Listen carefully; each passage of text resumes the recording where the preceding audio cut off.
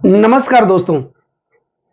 मैं ज्योतिषाचार्य एडी शास्त्री और आपके अपने YouTube चैनल नक्षत्र एस्ट्रो वर्ल्ड में मैं आप सभी का सादर अभिवादन करता हूं। दोस्तों, आपने थंबनेल में पढ़ ही लिया होगा, जिसका मुझे था इंतजार वो घड़ी आ गई और आखिर वो घड़ी आ ही गई। आपकी राशि के स्वामी शनिदेव, क्योंकि आज का ये जो ज्योतिष का कार्यक्रम है, ये जो राशिफल है, ये मकर राशि वाले जातकों के लिए खास है और ये जो राशिफल है आपकी जन्म की राशि चंद्र राशि पर आधारित है। आपकी राशि के स्वामी शनिदेव अपना राशि परिवर्तन करेंगे 29 जून 2025 को। शनिदेव अपनी मूल त्रिकोण राशि, अपनी सबसे प्रिय राशि कुंभ राशि से निकल करके देवगुरु बृहस्पति की मीन राशि का संचरण करेंगे, जहां पर यह 2.5 साल तक रहेंगे। 29 मार्च 2025 से लेकर 3 जून 2027 तक शनिदेव देवगुरु बृहस्पति की राशि मीन राशि में विराजमान रहेंगे। तो मकर राशि वाले जातकों के लिए लग्नेश और धनेश बनकर के तीसरे भाव में, तीसरा भाव में विराजमान होंगे। दोस्तों, ऐसा माना जाता है कि तीसरे भाव में, तृतीय भाव में राहु अत्यंत सुखद फल प्रदान करते हैं। तीसरा, छठा और 11वां भाव, जिन्हें तीसरा भाव कहा जाता है, और इन स्थानों में पाप ग्रहों का रहना, विशेष करके राहु और शनि जैसे ग्रहों का रहना अत्यंत शुभ माना जाता है। तो शनिदेव जैसे ही अपना राशि परिवर्तन 29 मार्च 2025 को करेंगे, देवगुरु बृहस्पति की मीन राशि में आपके तीसरे भाव में विराजमान होंगे, तो यह अच्छी स्थिति का निर्माण करेंगे। दोस्तों, मकर राशि वाले जातकों के लिए शनि की 7.5 चल रही थी और फिलहाल शनि की 7.5 का यह अंतिम चरण चल रहा है। 29 मार्च 2025 को जैसे ही शनिदेव अपना राशि परिवर्तन करेंगे, मकर राशि वाले जातक शनि की 7.5 से मुक्त हो जाएंगे। तो इससे पहले शनिदेव ने ये जो 7.5 साल आपके गए होंगे, शनिदेव ने आपको तोड़ करके रख दिया होगा, झकझोर करके रख दिया होगा, मृत्यु तुल्य कष्टों का सामना करवाया होगा। दोस्तों, शनि के बारे में अक्सर कहा जाता है कि शनि है तो मणि है, शनि के बिना मणि कहां है। शनिदेव को अंग्रेजी में सैटर्न कहा जाता है। व्यक्ति अपने जीवन में कितना भी सेट क्यों ना आ जाए, कितना भी दम्भ क्यों ना भर ले, शनिदेव उसको भी टर्न दे देते हैं।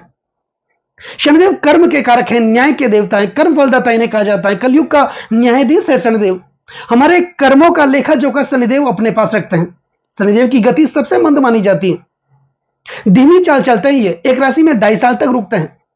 शनिदेव एक राशि में 2.5 साल तक क्यों रुकते हैं? क्योंकि इन्हीं 2.5 सालों में शनिदेव व्यक्ति के धैर्य की परीक्षा ले लेते हैं। शनिदेव जांचते हैं, परखते हैं और जांचने परखने के बाद अपना समय आने पर शनिदेव एक साधारण से कोयले को भी धीरे धीरे हीरे में बदलने का सामर्थ्य अपने पास रखते हैं, क्योंकि यह धीमी चाल चलता है। धैर्य का कारक शनिदेव को माना जाता है। दोस्तों, धैर्य एक ऐसी सवारी होती है जो अपने सवार को कभी गिरने नहीं देती, न तो किसी के कदमों में गिरने देती है और न ही किसी की नजरों में गिरने देती। तो शनिदेव की 7.5 आपको मकर राशि वाले जातकों के लिए चल रही थी। विपरीत परिस्थितियों का सामना आप कर रहे थे। शनिदेव ने आपको पूरा तोड़ करके रख दिया होगा, मानसिक, शारीरिक और आर्थिक रूप से शनिदेव ने आपको काफी परेशान किया होगा। इस समय में आपके अपने लोग आपसे दूर गए होंगे, आपके परिवार वाले, आपके कुटुंब वाले आपसे नाराज चले होंगे। जिन लोगों का आपने सुख दुख में साथ दिया, सुख दुख में भागीदार बने, कंधे से कंधा मिला करके आप चलते रहे अपना समझ करके, लेकिन जब आपकी बारी आई, वही लोग आपका साथ छोड़ करके आपसे दूर चले गए। संतान की समस्याएं थी, मानसिक रूप से आप टूट चुके थे, दिमाग काम ही नहीं कर रहा था।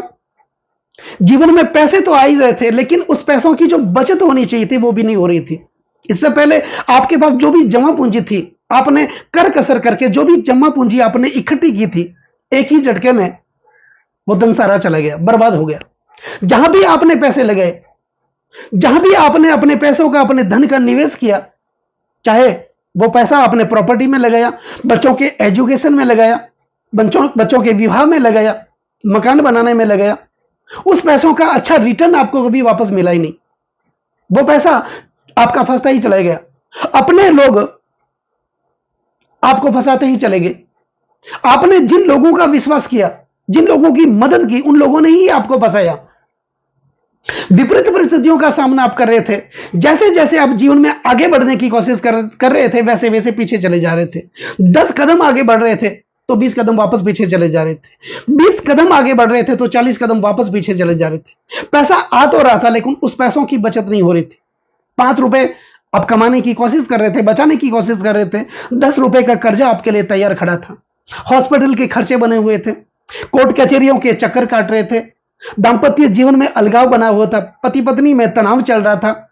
बहुत सारी ऐसी सामाजिक, आर्थिक और मानसिक स्थितियां थी, वो आपके अनुकूल चल ही नहीं रही थी।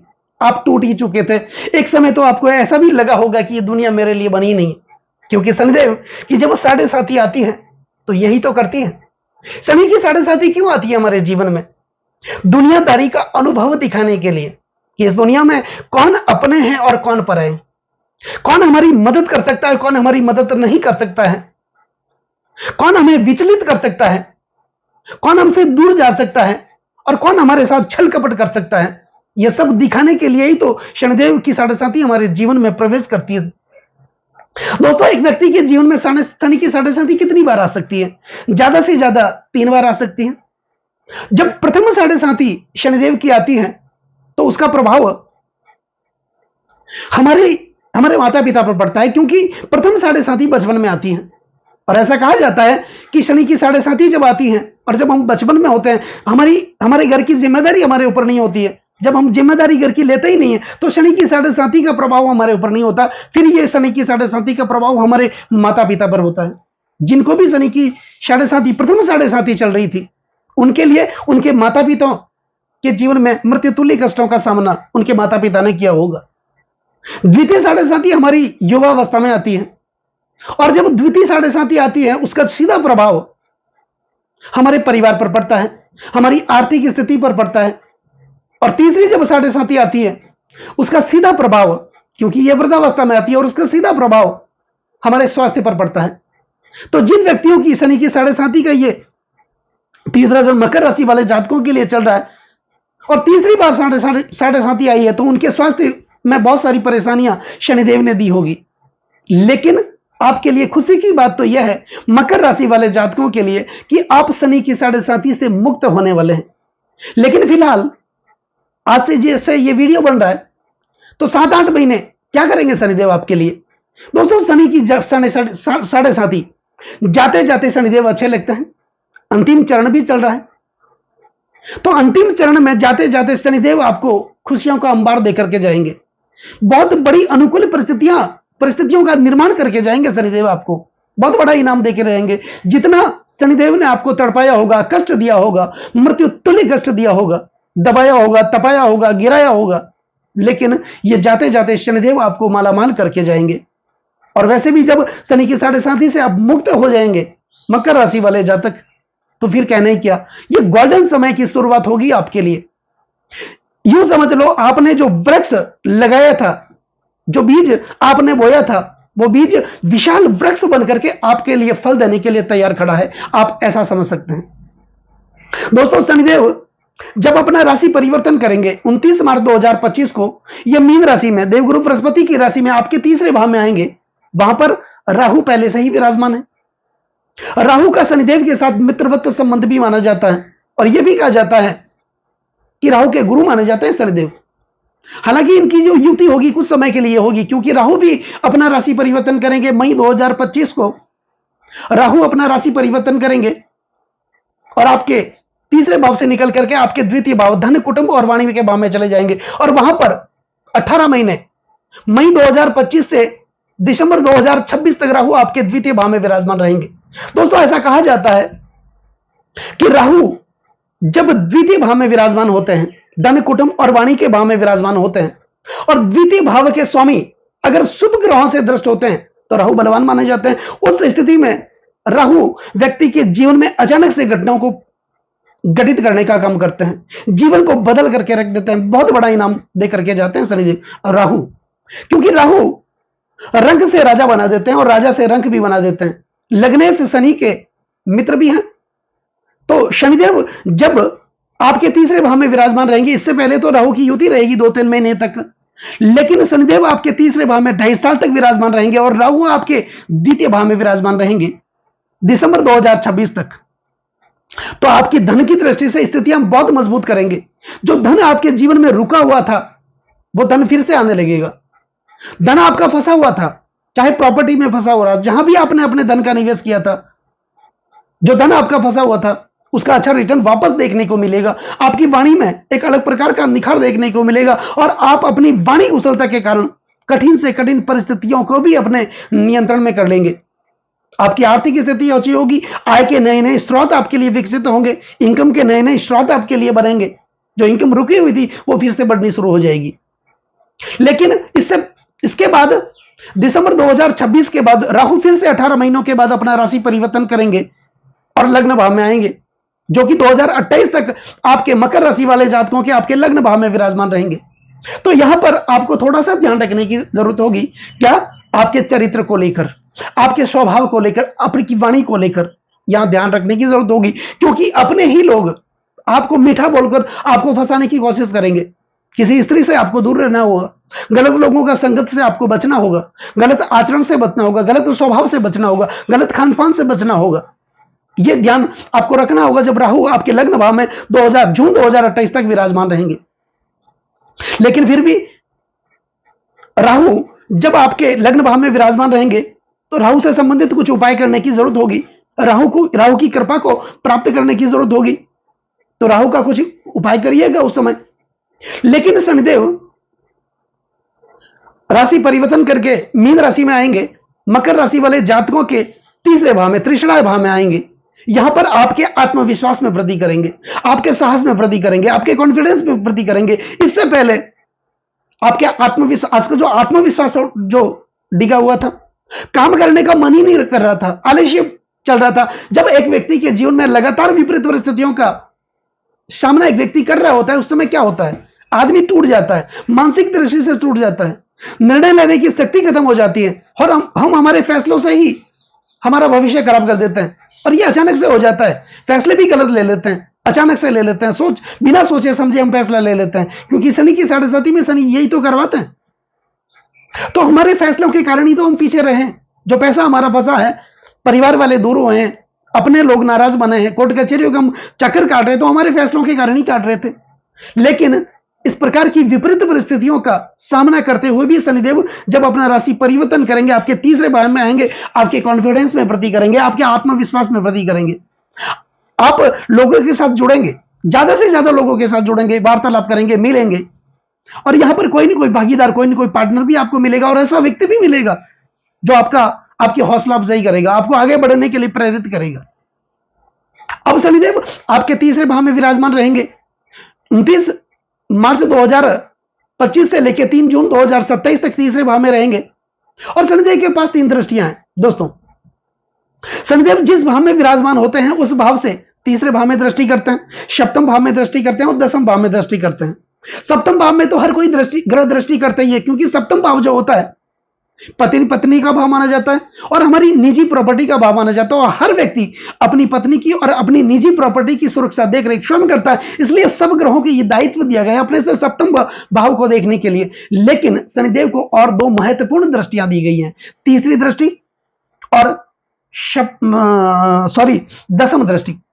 शनिदेव आपके तीसरे भाव में विराजमान होंगे तो इनकी जो तीसरी दृष्टि जाएगी वो आपके पंचम भाव पर जाएगी। पंचम भाव विद्या, बुद्धि और संतान का भाव माना जाता है। आपकी बुद्धि विकसित होगी, बुद्धि चातुर्य का विकास होगा, बुद्धिमत्ता आपके अंदर आ जाएगी, ज्ञान का भंडार आपके अंदर विकसित होगा, आप नए नए आयाम छुएंगे।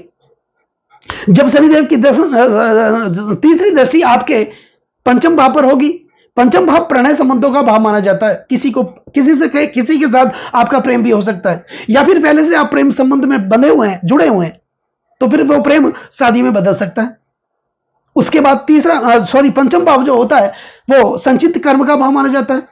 संचित कर्म, जो हम कर्म करके आए हैं पूर्व जन्म में, उस कर्मों का लेखा जोखा भी शनिदेव अपने पास सकते हैं, क्योंकि शनि कर्म के कारक हैं। तो जो आपसे कर्म हुआ था, आपने किया भी था, इस जन्म में भी आपने जो कर्म किया था उस कर्मों का पूर्ण प्रतिफल शनिदेव आपको देंगे जब इनकी दृष्टि, तीसरी दृष्टि आपके पंचम भाव पर होगी। अच्छी स्थिति का निर्माण करेंगे। शनिदेव की सप्तम दृष्टि आपके भाग्य भाव को प्रभावित करेगी। अच्छी स्थिति में शनिदेव हैं, आपके तीसरे भाव में, त्रिशुरा भाव में हैं, लग्नेश और धनेश बन करके आपके तीसरे भाव में विराजमान होंगे और इनकी सप्तम दृष्टि आपके भाग्य स्थान पर जा रही है। भाग्य का साथ क्या तय किसे है अब आपको पता चलेगा। भाग्य का पूरा साथ मिलेगा आपको। पिता के साथ अच्छे संबंध स्थापित होंगे और यदि पिता के साथ आप गंदे से गंदा मिला करके उनका सहयोग लेकर के आप निरंतर जीवन में आगे बढ़ेंगे तो बिल्कुल सफलता आपकी कदम चूमेगी। इस समय धर्म का, आध्यात्म का आपके अंदर विकास होगा। जहां भी धर्म के कार्य, मांगलिक कार्य, आध्यात्मिक कार्य होंगे वहां पर आप बढ़ चढ़ करके हिस्सा लेंगे और उसके कारण आपको मान सम्मान, पद प्रतिष्ठा की प्राप्ति होगी, आपका रुतबा भी बढ़ेगा। तो कुल मिलाकर के अच्छी स्थितियों का निर्माण शनिदेव मकर राशि वाले जातकों के लिए करेंगे। लेकिन इससे पहले विपरीत परिस्थितियों का सामना शनिदेव ने आपको करवाया होगा। इसके बाद शनिदेव की दसम दृष्टि आपके द्वादश भाव पर जा रही है। दोस्तों, विदेशों से धन की आवक होगी। अगर आप विदेशों से संबंधित कोई कार्य कर रहे थे, इंपोर्ट एक्सपोर्ट का भी कार्य कर रहे थे, बिल्कुल उसमें आपकी आवक बढ़ेगी। जो पैसा आपका फंसा हुआ था वो पैसा फिर से आपके जीवन में आएगा। जहां निवेश किया आपने अपने धन का, उसका अच्छा रिटर्न देखने को मिलेगा। हॉस्पिटल के खर्चे बने हुए थे, उससे भी आपको मुक्ति मिलेगी। तो कुल मिलाकर के मकर राशि वाले जातकों के लिए अब से लेके 29 मार्च 2025 तक और उसके बाद भी शनिदेव जब अपना राशि परिवर्तन करेंगे, इस समय में आने वाले 2.5 साल आपके लिए इतने अच्छे होंगे कि आप अपने जीवन का निर्माण करेंगे और लगातार आगे बढ़ेंगे। आपके लिए गोल्डन समय है। तो शनि का कुछ उपाय भी होगा। उपाय में शनिदेव को और प्रसन्न करने की जरूरत होगी और यदि शनिदेव की कृपा प्राप्त हो गई तो जीवन में क्या नहीं किया। दोस्तों, शनिदेव की कृपा प्राप्त करने के लिए क्या करना है? शनि बीज मंत्रों का निरंतर जाप करते रहिए, उच्चारण करते रहिए। ओम प्राम प्रीम प्रो सनय नमः, इस मंत्र का आप नियमित उच्चारण करते रहिए। शनि के पौराणिक मंत्र, ओम नीला जनन समाभासम रविपुत्रम यमागर्जम छाया मार्तंड संभूतम तम नमामि शनिचरम, इस मंत्र का आप नियमित उच्चारण करते रहें। दूसरा, शनिदेव से संबंधित छाया पात्र का आप दान करते रहिए। छाया पात्र में क्या है या इसका उपाय आप करते रहिए। पीपल का वृक्ष, जो कि शनिदेव का सबसे प्रिय वृक्ष माना जाता है, शुक्ल पक्ष के किसी भी शनिवार के प्रथम शनिवार से शुरू करना आपको। मिट्टी का एक दीपक लेकर आप जाइए, पीपल के वृक्ष के पास सरसों का तेल लेकर जाइए। वहां पर उस मिट्टी के दीपक में सरसों का तेल डालिए और उस तेल में अपना मुख देखिए और ओम प्राम प्रीम प्रो सनय नमः इस मंत्र का उच्चारण करते हुए वो दीपक आप वहां पीपल के जड़ के पास, वृक्ष के जड़ के पास आप रख के आ जाइए और जब रख करके वापस निकलते हैं 21 कदम तक पीछे मुड़ के आपको नहीं देखना है। ये आप करिए। काले उड़द का दान करिए, काले तिल का दान करिए। शनिदेव की कृपा आप लोगों पर हमेशा बनी रहेगी। दोस्तों, कैसा लगा ये वीडियो? ये वीडियो अगर आपको अच्छा लगा हो, मेरा समझाना आपको सार्थक लगा हो, मेरे समझाने का तरीका आपको सार्थक लगा हो, तो इस वीडियो को आप आगे से आगे शेयर जरूर करें। बेल आइकन बटन को जरूर दबाएं ताकि मेरे आने वाले और भी नए नए वीडियो के नोटिफिकेशन आप लोगों तक सीधे पहुंच जाएं। लाइक और कमेंट जरूर करें और कमेंट में जय शनिदेव जरूर लिखें। नमस्कार दोस्तों।